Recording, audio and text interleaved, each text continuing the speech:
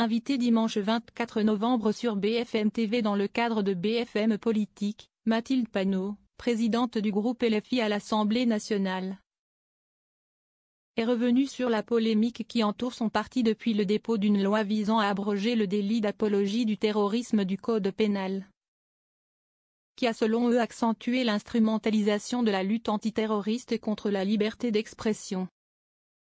Selon elle, la mention dans le Code pénal est capitale afin de bien comprendre la teneur de ce texte.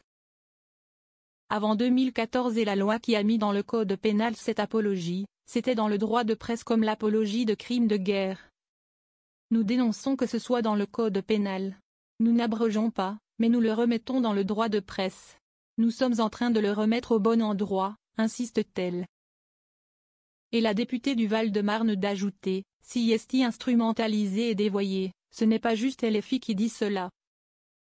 Il y a un rapport qui dénonce en France l'instrumentalisation du délit d'apologie du terrorisme contre les Voix pour la paix. Il y a Marc Trévidic, ancien juge antiterroriste, qui avait poussé pour que ce soit dans le Code pénal, qui dit aujourd'hui qu'il faut le courage de revenir en arrière, argumente-t-elle. Atteinte à l'état de droit. Selon Mathilde Panot, son cas personnel et celui de l'eurodéputée Rima Hassan, toutes deux poursuivies en justice en vertu de ce texte, n'entraient pas en ligne de compte dans ce projet de loi. Ça n'a rien à voir avec nos intérêts personnels, ça a à voir avec la défense de l'état de droit. Ce que disent nombre de juristes d'organisations internationales, c'est que cette apologie, de la manière dont elle est dévoyée aujourd'hui, est une atteinte à la liberté d'expression et à l'état de droit, martèle-t-elle.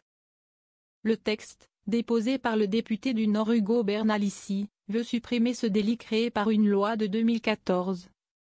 Estimant qu'en la matière suffit la loi du 29 juillet 1881 traitant des faits relevant des délits d'apologie de crimes de guerre, d'apologie de crimes contre l'humanité.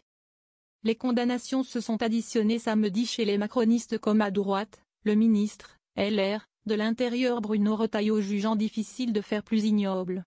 Face aux critiques, le leader insoumis Jean-Luc Mélenchon a dénoncé une nouvelle agression contre LFI venue de l'extrême droite et servilement reprise par l'officialité médiatico-politique.